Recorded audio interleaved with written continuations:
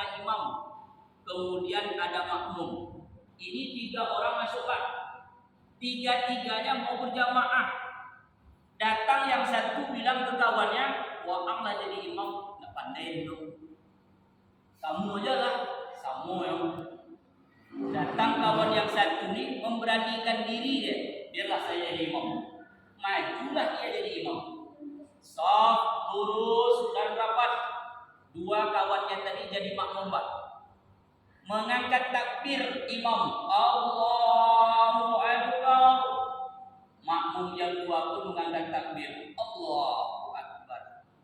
Imam baca ayat, Alhamdulillahi Rabbil Alamin, Ar-Rahmanir Rahim. Ketika membaca ayat, imam buang angin. Imam apa? Kentut imam. Makmum karena tidak tahu bagaimana sholat berjamaah ketika imam batal, maju langsung ke depan. Oi, Pak Imam buat batal. Imam tidak mau kalah, balik ke belakang. Kalian batal mengecek sholat tetap. Tiga batal.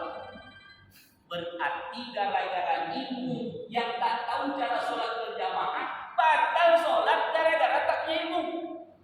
Seharusnya ketika imam buang angin, imam menarik orang yang di belakangnya untuk menggantinya sebagai imam. Ini karena juga tidak tahu ilmu, ditarik imam balik. Malah bercakap itu.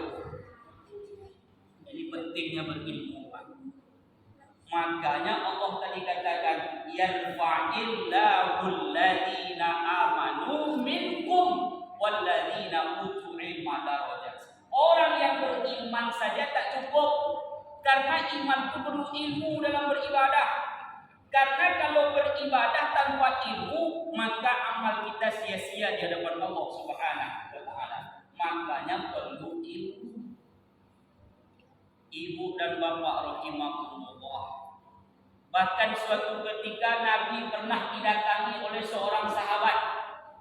Ya Rasulullah, aku ini tak sanggup memegang pedang seperti sahabat yang lain berperang. Aku ini penakut, tak berani untuk menghadapi musuh Allah, ingin berjihad di jalan Allah. Bagaimana cara aku agar mendapatkan sama pahalanya dengan orang yang berjihad di jalan Allah Subhanahu wa taala? Maka kata Rasulullah sallallahu alaihi wasallam, engkau cari seorang guru yang alim, yang berilmu, lalu engkau belajar ilmu agama, maka pahalanya sama dengan orang yang berjihad di jalan Allah Subhanahu wa taala. Maka bersyukur kita malam ini, Pak. Kita mau duduk setelah mengerjakan sholat fardu, nilai amal kita bertambah 27 kali lipat. Lalu kita duduk di majelis ilmu ini sama dengan orang yang berjuang melawan musuh Allah. Mati kita duduk di majelis ilmu. Jaminan Rasulullah SAW, mati seperti orang yang berjihad di jalan Allah Subhanahu wa taala. Inilah pentingnya ilmu. Kalau sudah semakin tua menuntut ilmu agak sulit. Maaf, banyak yang tua juga di sini nih. Kenapa? Sudah mulai pendengaran berkurang. Matalah mulai tak nampak. Ketika diajarkan oleh Ustaz membaca Al-Quran, innahu kana tawwaba.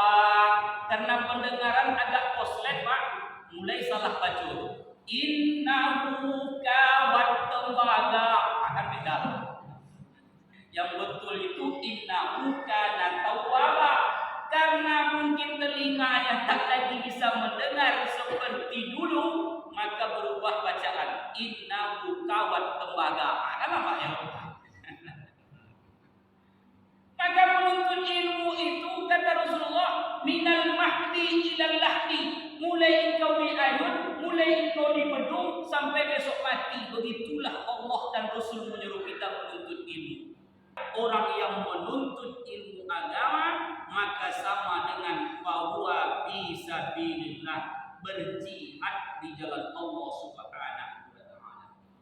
Kaum muslimin rahimakumullah yang berbahagia. Maaf bapak-bapak yang sering pengajian itu kadang-kadang ibu-ibu. Di mana-mana kita tengok masjid juga maaf. Yang paling banyak masjid itu ibu-ibu bunyinya kalau wirid majelis taklim, wirid RT, wirid RW, apa lagi Pak? Begitu kalau kita tengok, jarang sekali kita tengok kaum bapak-bapak ini kalau ada wirid ramai, ini maaf. Padahal masuk surga itu laki-laki dan perempuan, dua-duanya sama kata Rasulullah. Tidak ada bedanya di sisi Allah. Apa yang membedakan kita di sisi Allah? Takwa. Ini yang membedakan kita di sisi Allah Subhanahu wa taala. Laki-laki dan perempuan di mata Allah sama dalam hal beribadah, yang membedakan kita adalah ketakwaan kita kepada Allah Subhanahu wa taala. Maka oleh karena itu kaum muslimin, yuk mari tetap kita belajar, mulai kita di ayun sampai besok kita meninggal. Ustaz, selain daripada jihad di jalan Allah, apalagi pahala yang diberikan ketika hari ini kita beramal ibadah, datang ke masjid menuntut ilmu agama, datang ke surau, kemanapun ada majelis ilmu. Kata Rasulullah, engkau akan diangkatkan dosa oleh Allah Subhanahu wa taala. Dosa kecil diangkat ketika kita keluar meninggalkan majelis ilmu. Kenapa? Orang yang datang ke majelis ilmu tidak lain adalah untuk bersilaturahmi. Qala Rasulullah sallallahu alaihi wasallam, berkata Rasulullah sallallahu alaihi wasallam. Apa kata Rasulullah sallallahu alaihi wasallam? Man kana yu'minu billahi wal yawmil akhir fal yukrim dhaif. Man kana yu'minu billahi wal yawmil akhir wal yasir rahimah. Tidaklah engkau dianggap orang yang beriman kepada Allah dan hari kemudian sebelum engkau pandai untuk menjalin silaturahim. Apa makna silaturahim? Sila ikatan, rahim kasih sayang. Saya nak tanya dulu nih. Kira-kira selama 1 pekan berapa kali bapak dan ibu berkunjung di tempat tetangga yang ada di sekeliling kita? Coba Pak hitung. Ada Pak? Tidak ada. Ada, tetangga sebelah pun kadang lupa. Tapi ketika kita sholat berjamaah, ketika kita berada di majelis ilmu, di saat itu kita sudah bersilaturahim. Pak, bayangkan. Maka ketika engkau datang di majelis ilmu, kata Rasulullah, engkau bersilaturahim. Nah, orang yang bersilaturahim 3 mendapatkan pahala, kata Rasulullah. Yang pertama, Allah berkahi umur. Bapak dan ibu rahimakumullah, umur itu tak perlu panjang-panjang, yang penting berkah. Makanya doa orang ketika ada saudaranya yang mungkin hari itu adalah miladnya, barakallahu fi umrik, mudah-mudahan berkahlah umurmu. Kenapa? Umur itu yang penting berkah. Hidup 70 tahun tapi tak berkah karena amal tak ada. Hidup 60 tahun sibuk dengan urusan dunia, besok di akhirat tak ada yang dibawa. Tapi kalau hari ini hidup 60 tahun, berkah umur kita, ada yang kita bawa besok menghadap Allah. Maka ketika Allah bertanya besok di dalam kubur, ketika malaikat besok bertanya di dalam kubur, kita bisa menjawabnya. Ma rabbuka, ma nabiyuka, ma kitabuka. Yang menjawab itu tak mulut, yang menjawab itu apa?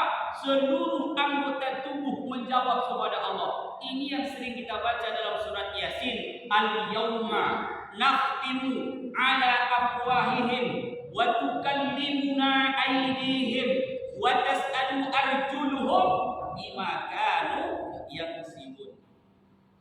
Hari ini Bapak memeriksa di beberapa kantor, Pak. Bisa jadi orang bohong, Pak. Tapi besok di hadapan Allah Tak ada yang bisa bohong. Kenapa? Aku tutup mulut mereka, kata Allah. Akan aku saksikan di hadapan mereka. Telinga mereka bersaksi, tangan mereka bersaksi, kaki mereka bersaksi. Maka tak ada lagi di hadapan Allah yang mampu menutupi kesalahan yang dia lakukan di muka bumi Allah Subhanahu wa taala. Allah mudahkan rezekinya. Datang kita bertamu ke rumah orang, kalaupun tidak dapat air teh, paling tidak air putih, Bang. Nah, tengoklah, air teh ada kue. Nah, itu tak enak yang sudah bersilaturahim. Bayangkan kalau 2-3 tempat sehari kita bersilaturahim, maaf Pak, berapa banyak rezeki yang kita dapatkan. Boleh jadi kita tak punya mungkin bakwan di rumah lagi tadi. Bersilaturahim kita rumah saudara kita. Ada dia punya bakwan, dikasihnya kita. Tapi awak. Kalau sempat pula kawan tu beli hamburger, tak pelok hamburger. Coba bayangkan, ini bukti bersilaturahim itu mudah rezeki di sisi Allah Subhanahu wa taala. Dan yang ketiga kata Rasulullah SAW, orang yang rajin bersilaturahim ketika dia datang ke rumah saudaranya, malaikat rahmat berdoa kepadanya, ya Allah mudahkan rezekinya. Amin, kata malaikat yang lain. Yang kedua, ya Allah ampunkan dosanya. Amin, kata malaikat yang lain. Coba bayangkan, malaikat mengaminkan doa kita, apakah tidak akan ijabah oleh Allah Subhanahu wa taala? Maka silaturahim yang ketiga menghapuskan dosa